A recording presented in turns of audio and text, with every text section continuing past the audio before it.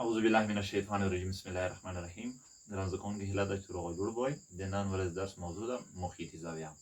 په هره دایره کې محیطي زاویه د هغې زاویې څخه عبارت ده چې راس یې د دایرې پر محیط او زول یې د دایرې وترونه وي. په دې شکل کې که وګورو د الفا په نامه او د بیتا په نامه دواړه زاویې د دایرې محیطي زاویې دي، ځکه چې ای بي بي سي او بي ډي درې واړه چې د دې دوو زاویو مربوط زولې دي خپله د دې دایرې وترونه دي. نو په دې اساس موږ ویلی شو چې الفا او بیتا دواړه زاویې د دې دایرې محیطي زاویې دي. په یاد ولرئ چې په هره دایره کې مرکزي زاویه د خپل مخامخ قوس د نیمایي سره مساوي کیږي او په هر مثلث کې یوه خارجي زاویه د مثلث د دوو غیر مجاورو زاویو د مجموعې سره مساوي کیږي. دې خبرې په پام سره یوه قضیه دلته شته. قضیه دغسې ده چې په هره دایره کې د محیطي زاویې پراخوالی د هغې د مخامخ قوس د نیمایي سره مساوي کیږي. د دې لپاره د بي محیطي زاویه په نظر کې نیسو په داسې ډول چې دغه یوه زوله یې د دایرې قطر هم وي. نو دلته د ثبوت په خاطر دا د ا ټکی د دایرې د مرکز سره نښلول شوی دی چې په اساس یې یو متساوي ساکن مثلث رامنځته شوی دی.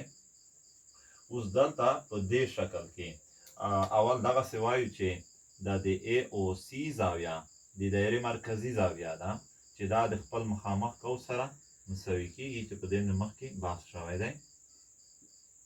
د بلې خوا څخه دغسې وایو چې دغه ا او سی زاویه چې ده ا او سی زاویه د مثلث خارجي زاویه ده چې د دوو غیر مجاورو زاویو د مجموعې سره مساوي کیږي.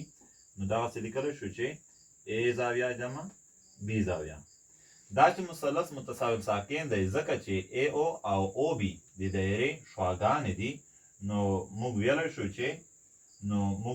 شو چې ا زاویه مساوي ده د بي زاویې سره.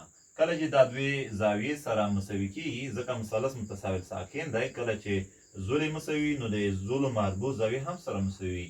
نو دلته ا او سی زاویه دغسې کولی شو ولیکو چې بي زاویه جمع بي زاویه، یعنې د ا زاویې پر ځای مو بېرته بي ولیکو ځکه دغه په خپل منځ کې مساوي کیږي. نو کولی شو دغسې اوس ولیکو چې ا او سی زاویه مساوي کیږي د دوه بي سره. اوس که چیرې دواړه خواوې د بي په ضریب وویشو نو دلته به دغسې ولیکو چې بي زاویه مساوي کیږي د ا او سی زاویې د نیمایي سره. اوس ا او سی زاویه د ا سی قوس سره مساوي کېده نو د ا او سی زاویې پر ځای ا سی قوس لیکو. نو معلومه شوه چې بي زاویه د ا سی قوس چې په خپله د بي محیطي زاویې مخامخ قوس هم دی د هغې د نیمایي سره مساوي کیږي. ښه، هیله ده چې په دې موضوع پوه شوی وئ. مثال ته وګورئ. په مثال کې خبره دغسې ده چې ا او بي زاویه چې د دایرې مرکزي زاویه ده هغه 80 درجې ده. نو د سی محیطي زاویه به څو درجې وي؟ موږ اوس پوه شو چې محیطي زاویه د خپل قوس د نیمایي سره مساوي کیږي.